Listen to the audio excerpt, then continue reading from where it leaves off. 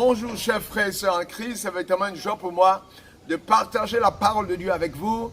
Oui, ce soir, ce que je voudrais partager avec vous, que Dieu a mis sur mon cœur, c'est glorifier Dieu. Comment glorifier Dieu? Beaucoup de personnes considèrent que glorifier Dieu, c'est de dire tu es grand, tu es fort, tu es puissant, mais je crois que ça ne suffit pas. Et glorifier Dieu, on doit glorifier Dieu en parole, mais glorifier Dieu aussi en acte. Et je peux prendre cette phrase du président de la République, Félix Houphouët-Boigny, qui disait que la paix, ce n'était pas un vain mot, mais c'est un comportement. On peut dire que glorifier Dieu, ce n'est pas un vain mot, c'est un comportement. Alléluia. Nous allons prier avant de commencer cet enseignement, cette prêche pour nous édifier dans le don de Jésus. Éternel mon Dieu, toi que le créateur du ciel et de la terre, je bénis ton Saint-Nom de ce que tu as envoyé ton Fils sur la terre, de ce qu'il a triomphé. Il a remporté la victoire sur le diable, les principautés des ténèbres et sur Satan. Il nous a donné la victoire, nous sommes dans la joie d'être des enfants de Dieu. Nous sommes nés, d'avoir été sauvés pour servir. Et alors tu mets dans notre cœur tout message que nous libérons pour édifier ton peuple et nous édifier nous-mêmes dans le nom puissant de Jésus-Christ de Nazareth. Alléluia, amen. C'est véritablement une joie pour moi de parler de Jésus-Christ de Nazareth. Et chaque fois que je le fais, je suis heureux, je suis dans la joie parce que j'ai été sauvé pour servir. Alléluia. Oui, nous prenons le passage biblique qui est soumis à notre appréciation. Apocalypse chapitre 4, verset 6 à 8. J'ai dit Apocalypse chapitre 4, verset 6 à 8. Et nous lisons au verset 6. Il est encore devant le trône comme une mer de verre, semblable à quoi? Semblable à du cristal. Au milieu du trône et autour du trône, il y a 4 êtres vivants remplis Dieu devant et derrière. Le verset 7 dit, le premier être vivant est semblable à un lion, le second être vivant est semblable à un vol, le troisième être vivant à la face d'un homme, et le quatrième être vivant est semblable à un aigle qui vole. Oui, c'est ça. Les 4 êtres vivants ont chacun 6 ailes, ils sont remplis Dieu tout autour, au-dedans. Ils ne cessent de dire, jour et nuit, Saint, Saint, Saint est le Seigneur, Dieu le Tout-Puissant qui était, qui est, qui vient. Je vais répéter cette phrase-là parce qu'elle est exceptionnelle. Et il ne cesse de dire jour et nuit, Saint, Saint, Saint est le Seigneur, Dieu le Tout-Puissant qui était, qui est et qui vient. Alléluia. Oui, quand on écoute cette parole, ce qui se dégage comme thème soumis à notre appréciation, c'est tu es sur terre pour glorifier Dieu. Tu es sur terre, mon frère, pour glorifier Dieu. Tu n'es pas sur terre pour avoir de grosses voitures. Tu n'es pas sur terre parce que tu dois avoir des enfants. Tu n'es pas sur terre parce que tu dois te marier. Tu n'es pas sur terre pour montrer ta grandeur. Tu n'es pas sur terre pour montrer que tu as réussi. Tu n'es pas sur terre pour être bien habillé. Tu n'es pas sur terre pour montrer ta fierté et tes biens. Mais tu es sur terre pour que tes biens et tout soient mis à la disposition de Dieu pour glorifier le Dieu Tout-Puissant. Alléluia. Amen. Oui. L'apôtre Jean, le disciple bien-aimé de Jésus-Christ, est l'auteur du livre de l'Apocalypse. Dans ce livre, il reçoit une vision de la gloire de Dieu sur l'île de Patmos, dans le livre de l'Apocalypse chapitre 4. Et dans cette vision, il décrit 4 êtres vivants qui sont autour du trône de Dieu, qu'on appelle des chérubins, ou encore des anges, et qu'il adore nuit et jour. L'expression nuit et jour seul suffit pour nous dire que c'est Dieu seul pour lequel nous sommes sur cette terre, que nous devons glorifier, élever, magnifier, manifester, proclamer à jamais dans le nom de Jésus, non seulement en parole, mais en acte. Alors nous allons donner la définition du terme glorifier Dieu. Ensuite, ce que nous faisons qui ne glorifie pas Dieu, enfin savoir ce qu'il faut faire pour glorifier Dieu. L'objectif, nous voulons amener chaque enfant de Dieu, né de nouveau, à glorifier Dieu non seulement en parole, mais glorifier Dieu dans tout ce qu'on fait dans notre vie. Alléluia. Glorifier Dieu, qu'est-ce que cela veut dire? Ou en français simple, glorifier Dieu, ça veut dire quoi? Le mot glorifier Dieu en hébreu est adar, qui veut dire en français rendre la gloire, rendre les honneurs, rendre la dignité, rendre la louange, rendre l'adoration et le respect à Dieu. Oui. Proclamer Dieu, ce n'est pas seulement chanter, proclamer sa grandeur, sa beauté et son nom, connu dans le ciel, sur la terre, sous la terre, dans le tréfonds des cieux, dans le tréfonds de la terre, dans la bouche seulement. Mais il faut dire à Dieu avec une grande joie notre volonté de le faire résister dans notre cœur, dans nos pensées et dans notre action. Oui, Dieu doit être à la première place dans notre vie et dans notre histoire. Maintenant, devant le texte biblique que nous venons de lire, des questions se posent. Les questions qui viennent à notre pensée sont les suivantes. Pourquoi les chérubins sont-ils devant le trône de Dieu? La réponse est simple. Ils sont devant le trône de Dieu nuit et jour pour l'adorer et lui rendre toute la gloire. L'expression nuit et jour nous montre la constance. L'expression nuit et jour nous montre la fréquence qui ne s'arrête pas de l'adoration de Dieu et la glorification de Dieu. En un mot, Jean reçoit la révélation qui est un message que Dieu nous adresse, qu'un vrai adorateur doit faire comme ces chérubins, adorer, glorifier Dieu en tout temps, en tout lieu, en parole et en acte, dans le nom de Jésus. Ah, que représentent les 4 êtres vivants? Les 4 êtres vivants ont chacun une face de lion, une face de veau, une face d'homme et une face d'aigle. On retrouve dans le livre d'Ézéchiel que chacun de ces chérubins, précédent Ézéchiel chapitre 1 verset 10, a à la fois les 4 faces, alors que Jean dans sa vision voit chacune de ces faces séparées mais dans le même ordre. Oui, le lion symbolise la force, la royauté, le règne.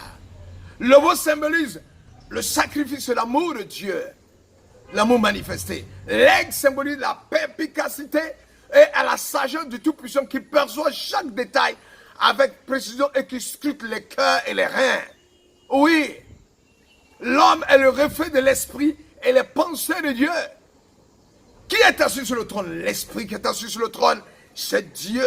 Dieu est assis sur le trône. L'auteur mentionne qu'on ne peut pas le distinguer en un mot, le voir. Pour dire que c'est Dieu dans toute sa gloire qui brille d'un éclat puissant et glorieux. La gloire de Dieu est tellement puissante que Jean dans la vision n'arrive pas à le voir. Nous voyons ici que Dieu est saint et qu'il brille de 1000 lumières dans sa magnificence. Alléluia. Jésus, le Fils de Dieu, dit que le Père recherche des adorateurs et des vrais adorateurs. Cela veut dire quoi? Si Jésus le dit, c'est parce que Dieu est content lorsqu'on l'adore, lorsqu'on le glorifie. Aussi, nous ne pouvons plus adorer Dieu comme si on le faisait comme une chose banale, comme quelque chose d'habituel.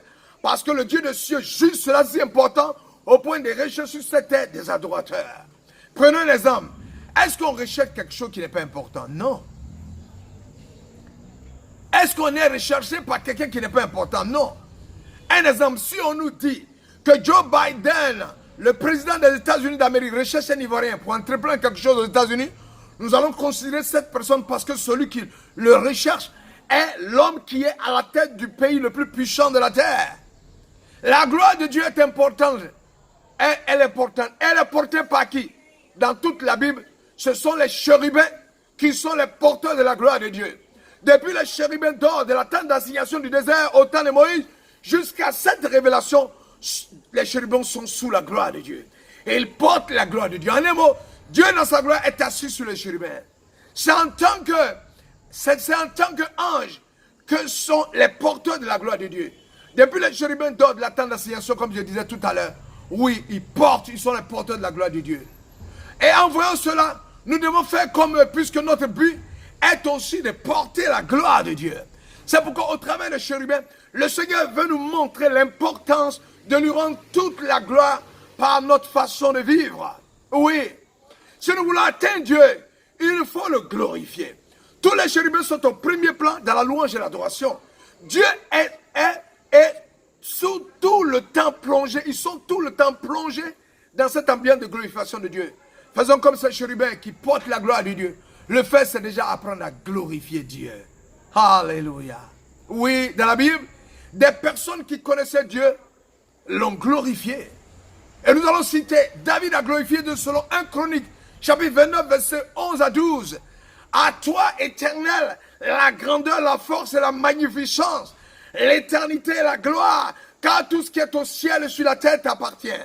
À toi, Éternel, le règne, car tu te lèves souverainement au-dessus. Je dis, mais tu te lèves souverainement au-dessus de tout. C'est de toi que viennent la richesse et la gloire. C'est toi qui domines sur tout. C'est dans ta main que sont la force et la puissance. C'est ta main qui a le pouvoir d'agrandir, d'affermir toutes choses. Éternel, Dieu d'Abraham, d'Isaac et de Jacob, d'Isaac et d'Israël, notre Père, nos pères, bien sûr. David montre les 4 éléments de base de la gloire de Dieu. Et les 4 éléments de base de la gloire de Dieu sont la grandeur, la force, la magnificence et l'éternité. Paul a glorifié Dieu à travers Jésus-Christ de Nazareth. Paul, à son tour, élève le nom de Jésus en disant qu'il est, dans Éphésiens chapitre 1, verset 21, Jésus est au-dessus de toute domination, de toute autorité, de toute puissance, de toute dignité et de tout nom qui peut se nommer. Je dis bien, non seulement dans le siècle présent, mais encore dans le siècle à venir. Il va montrer que ce qui n'a pas encore existé, Jésus domine sur cela. Ce qui va être créé, à qui on n'a pas encore donné de nom, Jésus domine. Alléluia. Il faut parce que cela est très important. Que celui qui élève Jésus-Christ de Nazareth élève Dieu implicitement. Donc ceux qui ne connaissent pas le Fils ne connaîtront pas le Père. Nous pouvons parler Salomon. Salomon pouvait ainsi dire en 2 Chroniques chapitre 6 verset 14. Et il dit, ô éternel Dieu d'Israël, il n'y a point de Dieu semblable à toi, dans les cieux, sur la terre. Tu gardes l'alliance et la miséricorde envers tes serviteurs, qui marchent en ta présence de tout leur cœur. Glorifier Dieu, c'est montrer ce qu'il est. Glorifier Dieu, c'est montrer où il est. Glorifier Dieu, c'est montrer ce qu'il a. Glorifier Dieu, c'est montrer ce qu'il fait dans nos vies. Alléluia. Oui, la Bible a aussi des personnes qui ne connaissaient pas Dieu, mais qui ont reconnu sa grandeur. Nebuchadnezzar, ayant vu que Daniel et ses amis, qui étaient jetés dans la fournaise ardente, sortis vivants de la fournaise ardente, va dire dans Daniel 3, verset 29, tout homme a quelque peuple, nation ou langue qui l'appartiennent, qui parlait en mal du Dieu de Shadrach.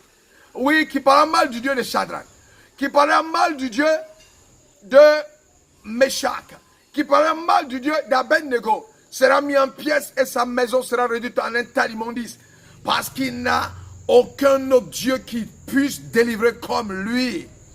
Naaman, qui a été guéri par l'homme de Dieu, dira dans 2 Rois, chapitre 5, verset 15, voici, je reconnais qu'il n'y a point de Dieu sur toute la terre, si ce n'est en Israël. Oui, Rahab, vous pouvez dire dans Josué, chapitre 2, verset 11, nous l'avons appris et nous avons perdu courage, et tous nos esprits sont abattus à votre aspect, car c'est l'Éternel, votre Dieu, qui est Dieu en haut dans les cieux et en bas sur la terre. Oui, mon frère, ma soeur, c'est ça, l'Éternel des armées, le Dieu tout-puissant. Il faut savoir que la gloire de Dieu n'a pas de début ni de fin, puisque la gloire de Dieu est au commencement de toutes choses et à la fin de toutes choses. Les anges et toute la création louaient et glorifiaient Dieu, tandis que le Seigneur, un grand artiste de l'univers, qu'il ait travaillé à son œuvre, il le glorifiait de cette manière pour témoigner. Au chef de Dieu, nous devons nous sanctifier d'abord, car Dieu est un Dieu saint et par la suite glorifier Dieu au début de toutes choses. Nous pouvons remarquer que la plupart des prières prononcées dans la Bible commencent par la glorification de Dieu. La parole de Dieu dit dans Psaume 95, verset 2, allons au-devant de lui avec des louanges, faisons retentir des cantiques en son honneur. Ça, c'est le premier passage. Le psaume 100, verset 4 dit, entrez dans ses portes avec des louanges, dans ses parvis avec des cantiques, célébrez-le, bénissez son nom. Le psaume 29, verset 9 dit quoi? La voix de l'Éternel fait enfanter la biche, elle dépouille les forêts, dans son palais tout s'écrie gloire. Oh, mighty! C'est pour que Dieu exauce, il nous faut le glorifier, car c'est comme ça qu'il accepte que nous entrons dans sa présence. Oui, mon frère, ma soeur, c'est comme ça qu'il accepte que nous entrons dans sa présence. Nous venons de définir ce qu'est glorifier Dieu. Maintenant, la semaine prochaine, nous allons entrer dans le thème qui dit comment vivre pour glorifier Dieu. Sois béni, mon frère, ma soeur, pour cette introduction. À nous retrouver la semaine prochaine pour montrer comment glorifier Dieu, afin que tu puisses le glorifier et que ta joie soit parfaite, qu'il puisse te bénir dans le nom de Jésus. Alléluia, amen. Nous prions le Seigneur. Notre Père et notre Dieu, nous bénissons ton nom, nous t'élevons, nous proclamons ton règne. Merci de nous avoir permis de faire l'introduction de comment glorifier Dieu, car nous sommes nés pour te glorifier. Tout doit être pour ta gloire. Sois béni, sois loué, sois élevé, et que tout ce qui vit respire loue le nom de l'Éternel, à la gloire du Dieu Tout-Puissant, que je me fasse qui règne dans le nom de Jésus. Soyez bénis, chers frères et sœurs, et à très bientôt dans le nom puissant de Jésus. Alléluia, amen. Ciao. Au nom de Jésus.